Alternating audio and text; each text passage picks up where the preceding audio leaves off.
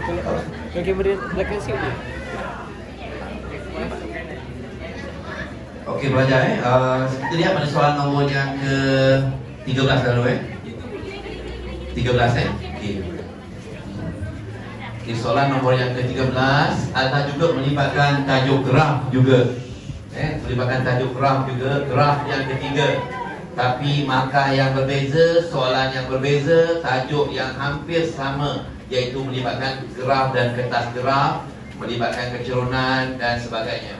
Cuma pada bahagian soalan nombor 13 ini, graf ini akan berada dalam 4 bentuk graf asas, iaitu dalam tajuk bab yang ke-13 yang dipanggil bab graf fungsi. Iaitu pertama kita dah belajar tentang Y sama dengan X kuasa 1, Y sama dengan X kuasa 2, Y sama dengan X kuasa 3, dan Y sama dengan X kuasa negatif 1. Yang kita belajar tadi hanya Y sama dengan X kuasa 1 sahaja, melibatkan garis lurus. Okey, tapi pada bahagian ini pula, tajuk ini masih dalam tajuk graf lagi, cuma ada tambahan kepada kuasa X tersebut. Okey, X kuasa 1 seperti nyata tadi ada 4 bentuk, iaitu kecerunan positif, kecerunan negatif, infinity, sifar dan infinity. Inilah X kuasa 1. X kuasa 2 positif adalah, atau X kuasa 2 negatif, ialah keluk yang sentiasa masam. Ini adalah X kuasa 2 negatif, X kuasa 2, keluk yang masam. X kuasa 2 positif, keluk yang sentiasa senyum. X kuasa 2 positif, keluknya senyum. Jadi di sini terutama kalau kertas 1, kalau awak lihat seronok beberapa belas tahun peperiksaan, mereka melihat kepada kertas 1 tak sempat mereka nak buat pengiraan sahaja, mereka dah tahu jawapan tersebut kerana berdasarkan kepada X kuasanya. Kalau kuasa 2 mesti melengkung, mangkuk atau seperti kuali, dan dia berbentuk U. Kalau negatif dia masam, kalau positif dia senyum. Dan kuasa 3 juga ada 2 bentuk, iaitu bentuk seperti bentuk shoulder, bentuk bahu. Inilah X kuasa 3 positif. X kuasa 3 positif memang dia berada sebelah kiri, tapi kalau letakkan di dalam cermin, dia adalah reflect, berlawanan. Dia adalah sebelah kanan. Ingat keluk sebelah sana ialah keluk sebelah kanan, iaitu bahu kita yang kita lihat di dalam cermin. Ini adalah X kuasa negatif 3 negatif. Ini adalah X kuasa 3 negatif. Dan akhir sekali lah six pack, iaitu X kuasa negatif 1. Inilah 1 over X negatif, keluknya seperti L. Ini adalah negatif 1 over X, keluknya juga bentuk L. Ini adalah 1 over X positif, dan inilah 1 over X positif. Jadi inilah hasil dapatan kebanyakan drawing daripada gambar raja orang lidi yang dapat disimpulkan bentuk-bentuk graf fungsi bagi tajuk ini. Jadi di sini anda boleh jadikan sebagai panduan untuk mencari soalan-soalan bagi kertas 1. Kalau awak lihat pada kertas 1, banyak tajuk-tajuk melukis atau mencari nilai graf berdasarkan kepada persamaan ataupun berdasarkan kepada drawing graf tersebut. Jadi ini adalah sebagai panduan kita. Okay. Dalam tajuk ini ialah melibatkan tajuk graf penyumbang markah terbesar. Soalan wajib keluar juga bukan berdasar kepada ramalan kita, tetapi melalui kepada kajian kita berbelas-belas tahun yang lalu, sejak tahun 2011, 2001 dan sebagainya. Jadi kita anggap soalan ini adalah merupakan soalan wajib keluar bagi peperiksaan SPM tahun 2020 ini. Pertama ialah, kalau kita lihat kepada graf jadual tersebut, dapat saya simpulkan bahawa nilai X menentukan paksi Y. Nilai X menentukan paksi Y. Ramai pelajar belum habis cakap kita tanya, cikgu macam mana cikgu? Dia cakap nilai X menentukan paksi Y. Nilai X lah, nilai Y nilai Y. Bagus. Nilai Y pula menentukan paksi X. Okey, bagaimana? Maka dengan itu saya mengajak mereka melihat kepada isu yang timbul ialah pelajar tidak boleh melukis atau menggariskan di mana paksi X dan paksi Y. Dia tak boleh. Dia lihat soalan tu, banyak respon yang saya dapat, cikgu, macam mana bila saya nak melukis paksi Y kat mana? Dekat mana? Kat mana? Kiri ke kanan? Paksi Y dah faham dah, tegak itu saya dah faham dah. Cuma dalam soalan ni saya nak lukis tu kat mana? Nak tengah-tengah ke? Pernah saya buat tengah-tengah cikgu, tak muat. Kata pelajar tu kata, cikgu, aku buat tepi sangat dah terkeluar pula. Aku sini, okey. Jadi maka saya bawa benda tu masuk dalam makmal, membuat kajian. Maka dapatan saya kepada tajuk ini, selepas tu saya sampel kasih pada pelajar-pelajar lain, ulang balik benda yang sama, pelajar tu alhamdulillah makin faham, makin mantap. Sebenarnya hasil dapatan tu itu adalah saya simpulkan seperti perkataan yang saya tulis itu, nilai Y tentukan paksi X, nilai X tentukan paksi Y. Okey, mari kita lihat keberhasilan kemenjadian benda ini berfungsi atau tidak berfungsi. Okey. Nilai X tentukan paksi, nilai X tentukan paksi Y, nilai Y tentukan paksi X, nilai Y, nilai X tentukan paksi Y, nilai Y tentukan paksi X. Dia pakai lagi. Jumpa saya tengah jalan, cikgu nilai Y, nilai X, nilai Y, okey. Dia tak surau nak ambil wuduk ni katanya. Cikgu nilai Y tentukan paksi Y, nilai X tentukan paksi X, nilai Y tentukan paksi Y, nilai X tentukan paksi X. Nilai X menentukan paksi, nilai X menentukan paksi, nilai Y menentukan paksi. Okey, mari kita lihat paksi X, paksi Y. Paksi Y tegak. Y sama dengan mendatar. Paksi Y menegak. Y sama dengan mendatar. Paksi X mendatar. X sama dengan mendatar. Dia dah buat hip hop lah, dia buat buatkan lagu dan sebagainya. Okey. Cuba awak lihat dalam jadual tersebut, apakah nilai X yang terkecil? Nilai X yang terkecil negatif 3.5. Okey. Negatif ni X negatif 3.5.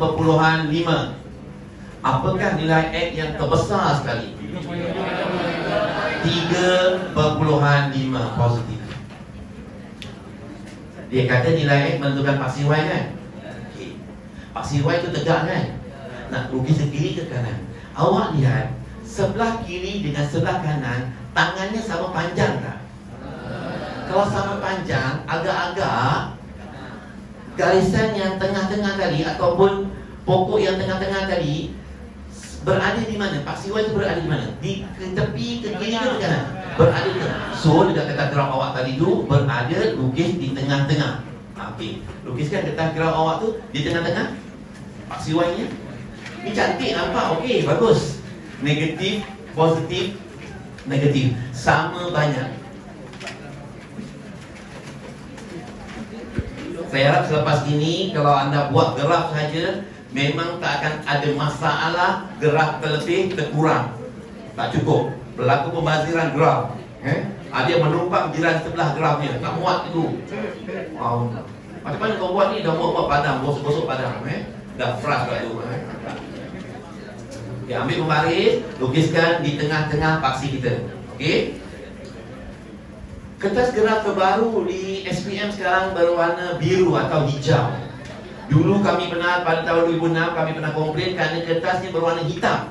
Bila mereka punya bold hitam, pensil yang digunakan adalah 0.5 mm, 0.7 dan sebagainya, hilang dalam graf tersebut, dalam kertas graf tersebut. Jadi itu kita minta dia tukar kepada warna yang lebih berbeza warnanya. Okey. Nilai X menentukan paksi Y. Dah jumpa dah paksi Y dah nampak dah tengah. Sekarang nilai Y menentukan paksi X. Nilai Y pula menentukan paksi X. Okey, berapa nilai Y terendah? 17.4. Terbesar 33.4. Positif okay. Positifnya banyak. Pada nilai Y, positifnya banyak. Kalau positifnya banyak, pasti X awak akan tertekan ke bawah. Kalau jadi bukan ke bawah sampai landing betul-betul dekat base. Maksudnya jaraknya ada 3 suku. 3 suku garisan tersebut. 3 suku bermaksud atas 3 suku, bawah 1 suku, Y suku. Jadi paksi Y, paksi X awak lukiskan ke bawah 3 suku. Paksi X awak, paksi Y dia tengah-tengah kan, tak cantik. Sebab dia sama. Nampak dia sama, okey. Kalau ada positif negatif dia, okey. Jadi di sini lebihkan kawasan positif sebab positif besar. 33.4 besar. Maka lebihkan kawasan positif untuk paksi Y, untuk nilai pada Y, menyebabkan paksi X itu akan tertekan ke bawah. Boleh nampak itu dia di antara apa yang telah saya nyatakan pada perkara 1 dan perkara 2. Nilai X tentukan paksi Y, dan nilai Y tentukan paksi X.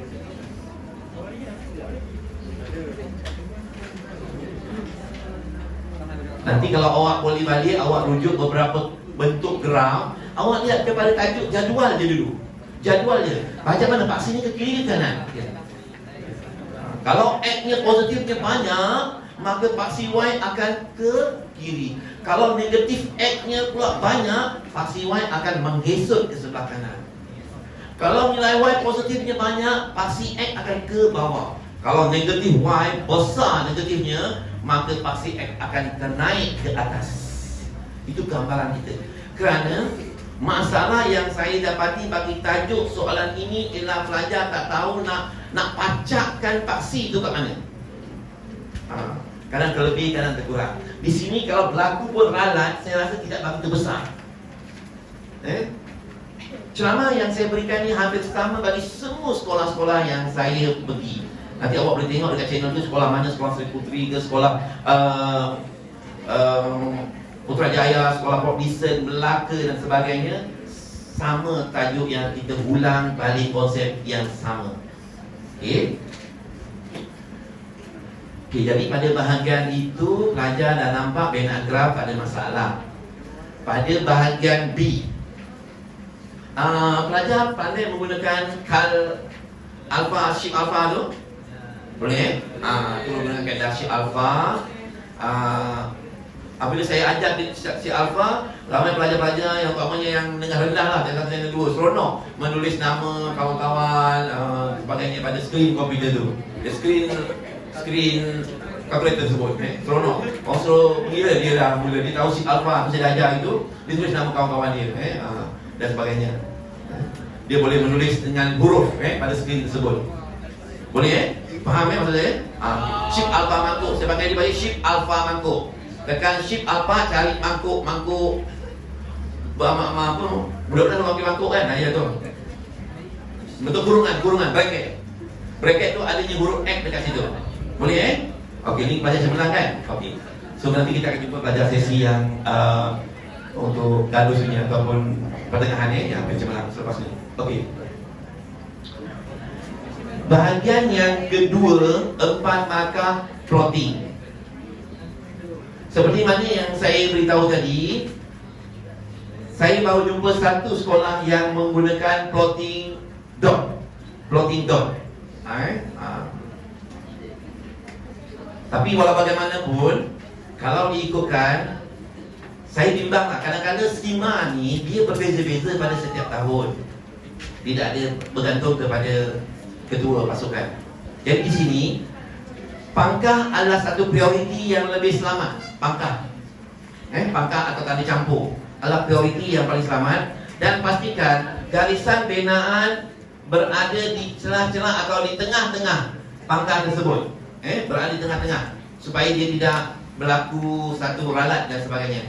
Dan pastikan dalam plotting ada 8 koordinat. Cuba lihat ada berapa koordinat dalam jadual tersebut?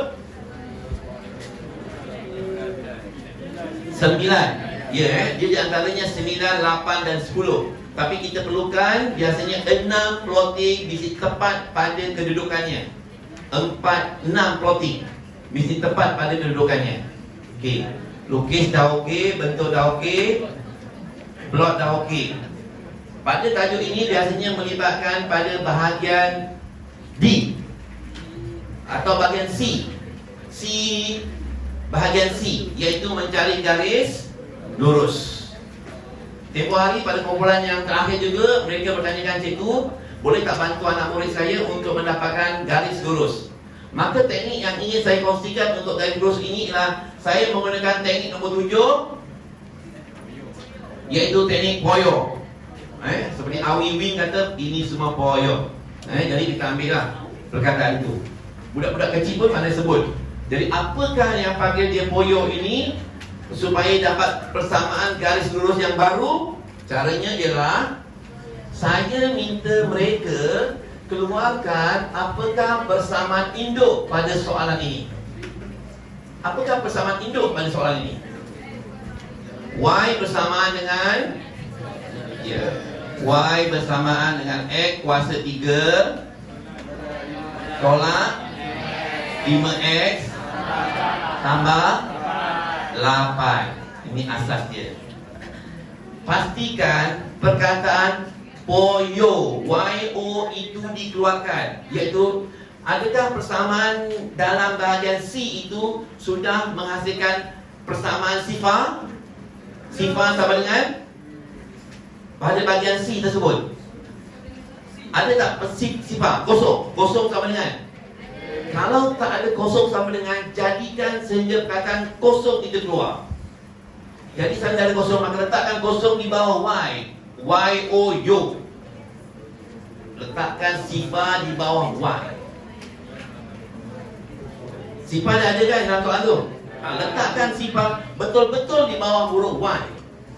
Persamaan induk tadi, supaya keluarnya perkataan poyo, itu yo. Okey. Dia yo, tapi ada kata yo-yo main yo-yo, tak salah mana-mana lah. Yang penting bergantung kepada awak punya penyesuaian. Saya hanya merintis jalan sahaja. Kepahaman, kaedah nak ingat, kaedah nak cemerlang bergantung di tangan awak. Tiada paksaan. Saya hanya merintis jalan saja. Mungkin orang kata, yo cikgu, poyo tak nak, saya kami dengan yo, main yo-yo, tak kisah. Tak kisah. Bergantung kepada kebolehan anda ataupun keselesaan anda. Saya hanya mempercetus idea sahaja. Okey. Apakah sifar sama dengan berapa? X kuasa 3 tolak 7. 7X tolak 2. Tolak 2. Mungkin di sini saya boleh dapat jawapan dalam dewan ini. Saya ingin bertanya soalan saya, iaitu apakah atau siapakah punca kepada garisan ini menjadi bengkok?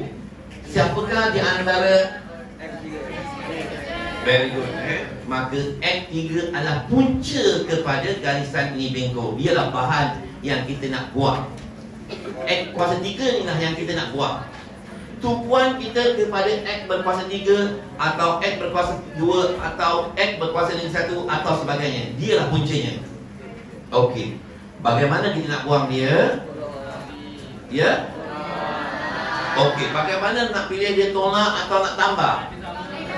Ya. Cuma tanda sama-sama to. Tanda sama-sama to. Sama to. Sama to. Sama to. Sama to. Sama to. Sama tolak. Sama to. Lah. Sama to. Sama to. Si jauh ramai kan? Orang jauh sini ada. Muah jauh kan? Sama to. Sama to. Sama tolak. Sama to. Lah. Ya, soto soto boleh ke sama to, soto. Kita soto, sama tolak atau minta soto, Contoh ada sup dengan daging kan, soto. Okey. Sama to. Jadi kita lihat X kuasa 2, X kuasa 3 yang kita nak tolak. Benda yang sama ditolakkan. Perempuan dengan perempuan tidak boleh diijab kabulkan, lelaki dengan lelaki tak boleh dia pegang kat tangan. Tengok ada je tu kat Facebook, itu lain lah. Dia lagi hebat daripada kita. Tak apalah. Menolak, tak mau. Okey. Jadi kita letak tanda tolak kat sini. Sama to. Y tolak kosong. Ya, tak ada cemerlang dia Y tolak. Ada yang menggunakan kereta juga Y tolak kosong guna kereta. Okey tak apalah layan dia. Okey. Tolak. Saya pernah tanya dengan satu kumpulan saya lah. Tolak 5x, tolak 5x, tolak 7x. Saya tanya dengan dia, kalau guna kalkulator, cikgu, kalau guna kalkulator saya nak tolak nombor apa, dia kata. Ya? Kalau tolak 5x, tolak 7x dengan kalkulator, dia tanya, dengan kalkulator saya nak tekan nombor apa? Ya? Tekan hanya nombor sahaja. Tekan hanya nombor saja. Dia masukkan X pasal dia dah belajar alpha sheet. Dia belajar sheet alpha makro itu, dia masukkan X error. Sama. Dia tak puas hati rupanya. Bagus. Dia tak advance sangat. Dia advance. Tak apa. Yang penting dia nak belajar. Okey. So, kalau ini adalah tekan nombor sahaja. Tekan nombor sahaja. Dan sebenarnya kita akan jumpa kes ni dekat kelas-kelas yang dekat bawah-bawah tu, kumpulan-kumpulan tertentu. Yang dia dah mula nak up, nak BBNU dah nak mula baru naik ni kan. Dia nak mula belajar, tapi kalau excited sangat dia masukkan 5x dalam kalkulator sekali, tunjukkan saya. Betul-betul. Jadi hanya tekan nombor saja. Jadi Toto-nya akan jadi tambah kan. Dari sini berapa dapat? Tambah 2x. Tambah Toto 2, dia akan jadi tambah 10. Okey. Dalam bahagian ini ada banyak pendapat ataupun pandangan-pandangan. Macam dulu kita kan, kadang-kadang sesuatu hukum tu kita lihat banyak hujah daripada ahli-ahli lain, berbagai-bagai daripada Syafi'i, daripada Maliki, sebagainya, Hanafi, macam-macam. Kadang-kadang jadi kadang-kadang apa habis sembahyang ni, salah cara ni, aku ikut cara lain, apa ni cara lain. Apa tu? Al-Sunnah wal Jamaah ke apa kan? Jadi beza-beza. Jadi itu masing-masing lah punya pendapat, pandangan. Jadi kita kat sini pada ahli Al-Sunnah wal Jamaah. Okey, jadi sini bagi hukum kita ni ada orang banyak pendapat dan pandangan. Tetapi untuk lebih selamat sekali, pertama ialah ada orang yang menggunakan kaedah X, nilai Y. Dia gunakan kaedah kosong. X kosong, Y kosong. Nak dapatkan 1, 2 titik. Atau sekurang-kurangnya mesti dapatkan 2 titik. X kosong, Y kosong. Dia tak suka X, dia suka Y. Dia suka Y, dia akan Y akan dia suka Y akan jadi 10. Okey? Okey? Dia tak suka X, dia mesti suka Y ialah 10. Okey.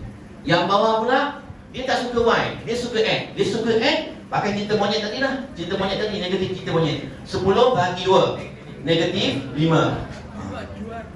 Okey. Di sini macam boleh guna, sebab dia hanya perlukan koordinat saja. Cinta monyet ni macam boleh guna dalam sini, sebab dia hanya perlukan koordinat saja.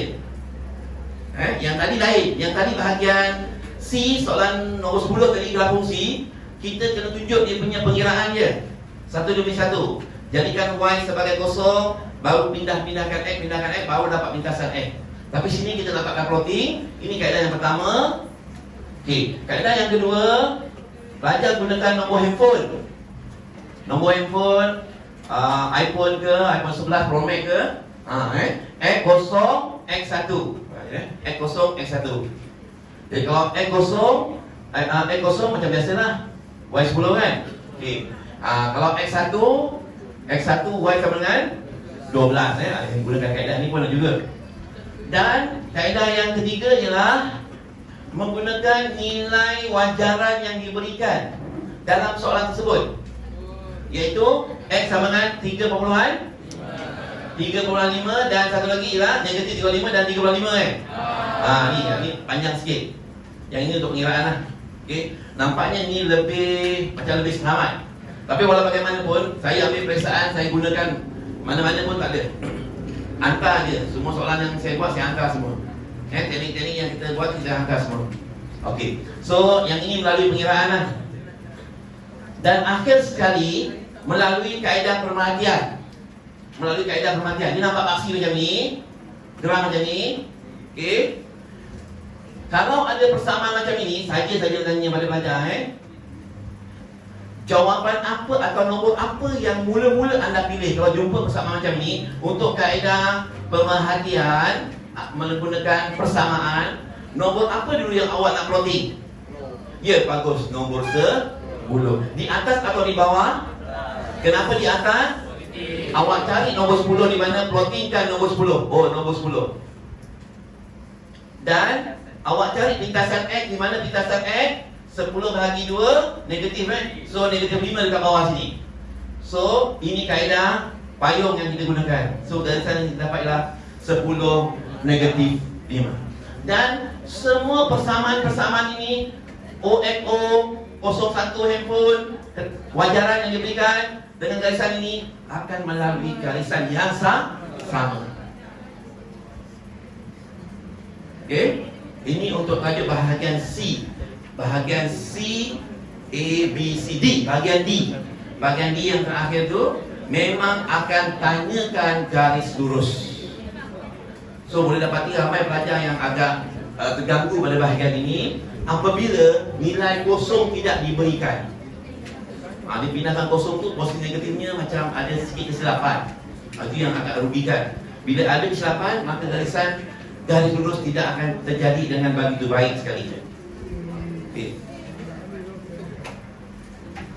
yang ini menyumbang 12 markah pada bahagian ini. So awak tolong training, pastikan mana tajuk-tajuk yang awak lemah, yang weakness tu awak perbanyakkan. Okay. Dan plotting tadi yang saya dimasukkan dalam menggunakan kaedah pangkah itu adalah lebih selamat. Kaedah pangkah itu adalah lebih selamat. Walaupun ada beberapa saya lihat calon menggunakan kaedah bold, bukan bold titik tapi bold besar. Bold besar, diboldkan. Kita bimbang garisan itu sebenarnya tak akan melalui. Kesilapan dia memang tak lihat. Sebab dia bila bold, dia tak nampak kesilapannya. Mungkin kalau sini orang pemeriksa dah anggap dia dah melalui titik, mungkin lalu atas, tidak nampak. Tapi kita pangkah macam ni, kita akan jelas dia melalui di tengah-tengah. Itu lebih selamat lah. Okey. Okey, seterusnya kita lihat kepada soalan bahagian yang ke-12. Okey.